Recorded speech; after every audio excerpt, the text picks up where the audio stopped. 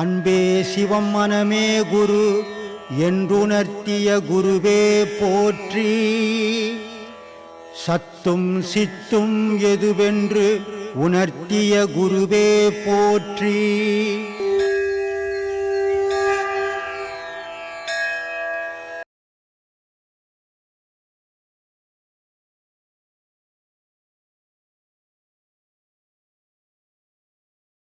இப்போ கோவிலில் போய் ஒரு விளக்கு ஊற்றுற, அதில் எண்ணெய் ஊற்றுற, திரி போடுற, நெருப்பு வைக்கிற, இது ஒரு ஜோதி.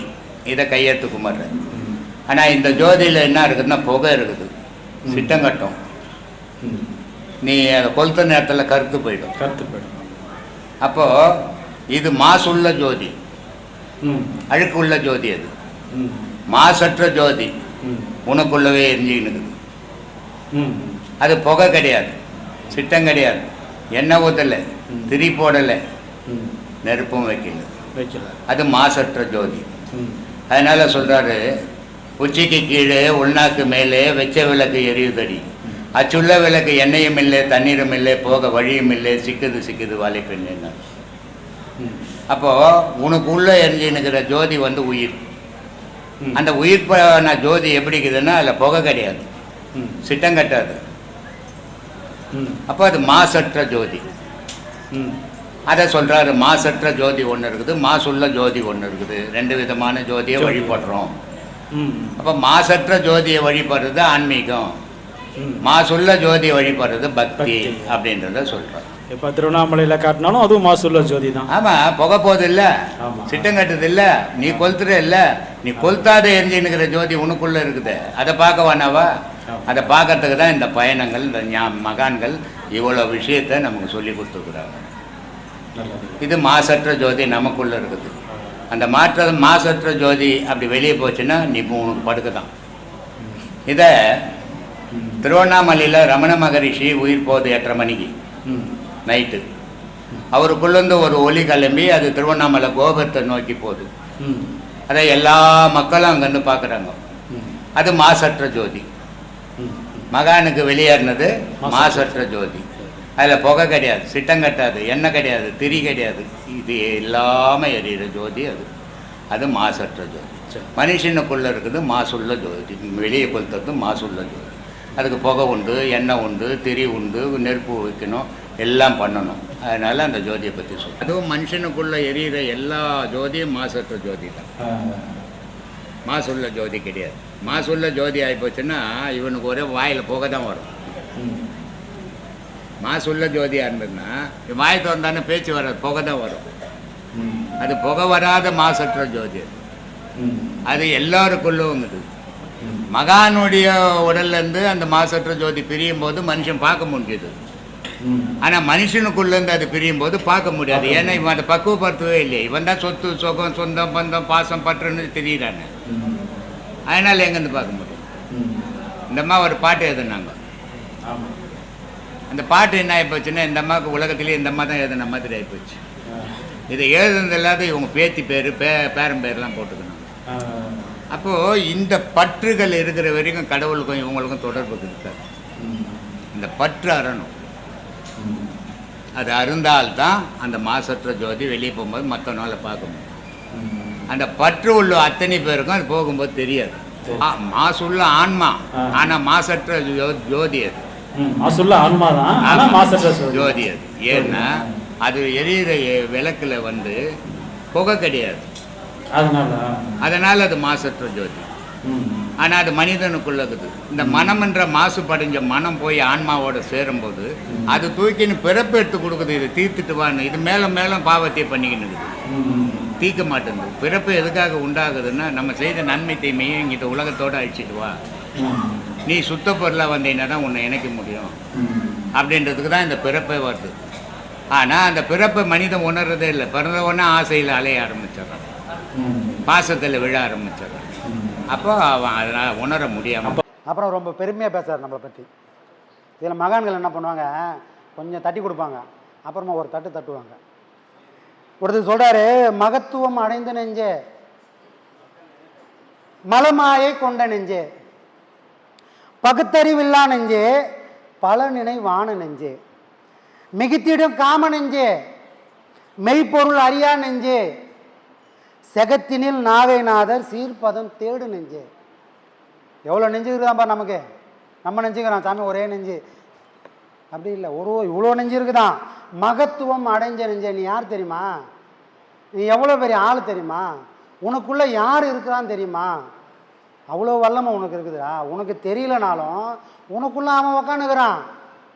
எள்ளில் என்ன இருக்குது, அது பச்சையாக இருக்கும்போது வராதுப்பா.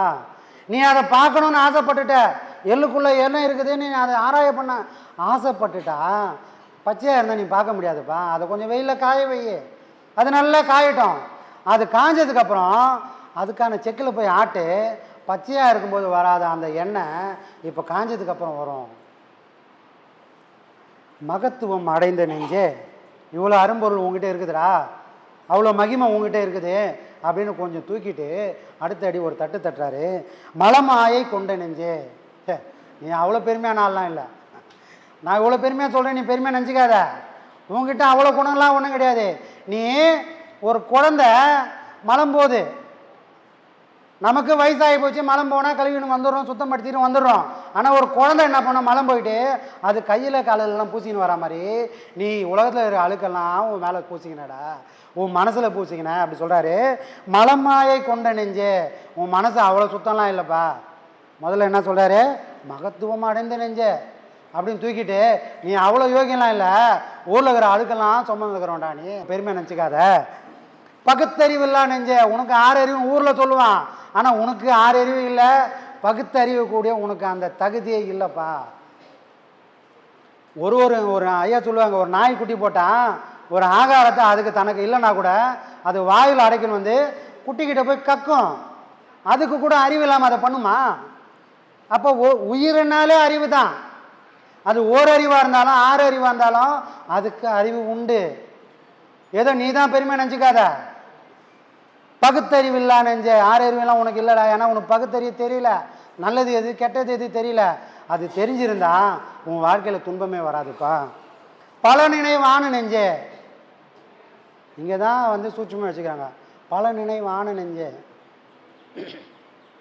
இப்போ உக்காடுறோம், இப்போ பேசினுக்கிறோம், நம்ம மனசு எங்கேயும் ஓடல, ஏன்னா ஏதோ சிந்தனையில் போயின்னுக்கிறோம். சும்மா இப்போ உக்காஞ்சேன் சாமி, அது வரைக்கும் சும்மா இருந்தால் என் மனசு தலையை விரிச்சு போட்டுன்னு பேய் ஆட்டம் ஆடுது சாமி. ஏன்னா அதுக்குள்ளே பல நினைவை ஏற்றி வச்சுருக்குறோம்.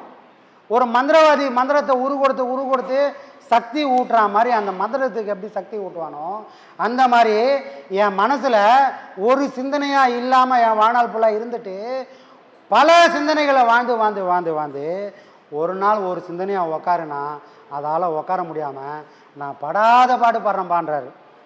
பல நினைவான நெஞ்சே, ஒரு நேரத்தில் ஒரு மணி நேரம் ஒரே சிந்தனையோடு என்னால் உக்கார முடியல. காரணம் என்ன? பல சிந்தனை மனசுக்குள்ளே ஓடுது. அதுக்கு காரணம் என்ன? எதை செஞ்சாலும் ஒரு நினைவாக செய்யறதில்ல.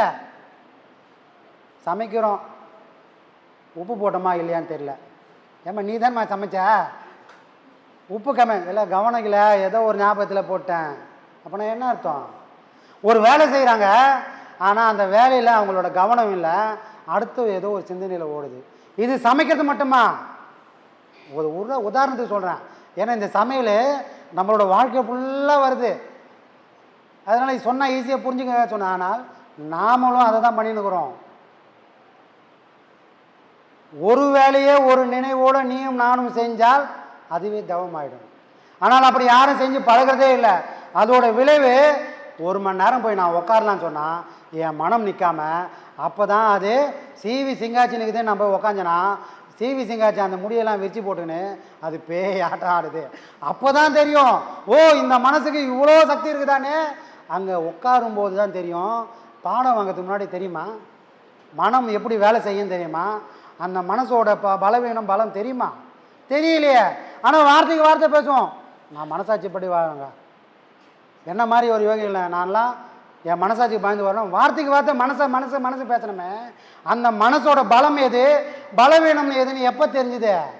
சும்மா எப்போ போய் உக்காந்து பாருங்க, அப்போ தான் அடடா இவ்வளோ நேரம் என்ன பெருமையாக நினச்சிட்டேனே, இப்போ என் முன்னாடி ஓடுறது எதுவுமே பெருமையாக நினைக்கிற அளவுக்கு ஒன்றுமே இல்லையே.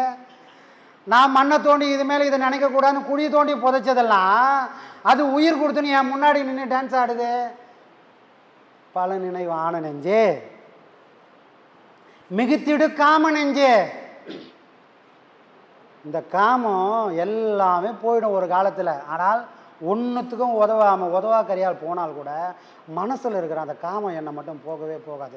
அது 1000 அவமானப்படும், 1000 உதப்படும், ஊரே காரி துப்பி பார்த்து ஊரே காரி துப்பினால் கூட அந்த தவறை திரும்ப திரும்ப திரும்ப செய்ய சொல்லுவோம். காரணம் அந்த காமம்ன்ற எண்ணம். ராவணன் சீதையை கடத்தினதுக்கு அப்புறம் தான் தெரியும், ஓ ராவணனுக்கு அவ்வளோ காம இச்சை இருக்குதுன்னு. ஆனால் அவன் ஏற்கனவே ஒரு இடத்துல அடி வாங்கியிருக்கிறான். என்ன சாமி இந்த கதை எனக்கு தெரியாத. ராவணனுக்கு அந்த காமம் ஏன் போகலை? சீதையை கடத்தின்னு வந்து உக்காந்துட்டாலும் மண்டோதரி இருக்கிறான். அதுக்கப்புறம் ஒரு ராஜானா எவ்வளோ எவ்வளோ இருப்பாங்க, மனைவி இல்லாமல் 1000 சட்டப்பெலாம் இருக்கும். இவ்வளையும் தாண்டி அவனுக்கு அந்த காமம் என்ன எங்கே வந்தது? இது ஏதோ சீதையை கடத்துறதுக்கப்புறம் வந்ததா? சீதையை பார்த்ததுக்கப்புறம் அவனுக்கு அந்த காம உணர்ச்சி வந்தானா? இல்லை இல்லை இல்லை, இது அவன் ரத்தத்திலே ஓடுனது. ஐயா சொல்லுவார் இல்லையா, டேய் வடியில் கெட்டவனை எதையாவது சொல்லி எதையாவது பண்ணி திருத்திடலாம், மாற்றிடலாம். ஆனால் கர்ப்பத்தில் கெட்டவனை யாராலையும், அந்த கடவுளே நினச்சாலும் கர்ப்பத்தில் கெட்டவனை மாற்றவே முடியாது. அவன் பிறந்ததுலேருந்து போகிற வரைக்கும் அப்படியே தான் போவான். அப்போ ராவணன் என்ன பண்ணுறான், அவனுக்கு அளவு கடந்த சக்தி வந்துச்சு. பாதாள லோகத்துக்கு போகிறான். அங்கே போய் என்ன பண்ணுறான், படையெடுத்து இந்த பாதாள லோகத்தையே நான் அடிமையை பண்ணிடணும்னு அங்கே போய் சண்டை போடுறான். அங்கே இருக்கிறான் இவனோட பெரிய ஆள்லாம் அங்கே உட்காந்துக்கிறான் பாதாள லோகத்தில். ராவணன் சண்டை போடுறான். அங்கே போனவொடனே ஒரு பொண்ணோட அழகில் மழங்கிடுறான். அந்த பொண்ணு எங்கே இருக்கிறான்னா பாதாள லோகத்தில் இருக்கிறான். அந்த பொண்ணுக்காகத்தான் பாதாள லோகத்துக்கே சண்டை போட்டுன்னு போகிறான். பாதாள லோகத்தை பிடிக்கணும், அந்த பொண்ணை நானும் அனுபவிக்கணும் அப்படின்னு ஒரு அந்த காமத்தோட தூண்டுதலில் பாதாள லோகத்தில் போய் அங்கே போய் சண்டை போடுறான். ஆனால் அங்கே இருக்கிறவங்க ராவணனோட பலம் வாய்ந்தவனால ராவணனை பிடிச்சி ஜெயிலில் போட்டுறாங்க. அடின்னு உதன்னு உதச்சி. யார? அவ்வளோ பெரிய சிவபக்தன், 10 தலை ராவணன். ஆனால் அவனே ஒருத்தன் அடித்து துவைச்சி துணியை காய போடுற மாதிரி போட்டு ஜெயிலில் போட்டான். இப்போ ராவணனை ரிலீஸ் பண்ண முடியல. அப்புறமா ராவணனை ஜாமீன் எடுக்கிறாங்க. நிறைய பேர் அவனுக்கு ஆலோசனை பண்ணி தெரியாமல் பண்ணிட்டாங்க, ஐயா இனிமேல் இது மாதிரிலாம் பண்ண மாட்டான்னு ராவணனுக்காக பேசி ராவணனை கூட்டின்னு வராங்க. என்னடா இவ்வளோ பெரிய ராஜா, இவ்வளோ பலம் வாய்ந்தவன், இவ்வளோ பெரிய சிவபக்தன், ஒரு பொண்ணுக்காக போய் அசிங்கப்பட்டுட்டேமேனு அவனுக்கு அதை திருத்திக்கணும்னு எண்ணமே இல்லை. வந்து அசிங்கப்பட்டு இவ்வளோ தூரம் வந்ததுக்கப்புறமும் சீதையை கவர்ந்துருக்கிறான். திரும்பவும் அதே தவறே பண்ணுறான். காரணம் என்ன? அவன் பண்ண தவமும் அவன் பண்ண தானமும் அவன் பண்ண அந்த அரசாட்சி எல்லாம் எங்கே போய் மண்ணோட மண்ணாக போச்சு? காமம். ஒரு தவறை பண்ணி அவனுக்கு அறிவு வந்தது, திருத்திக்கினானா? திருத்த முடியல.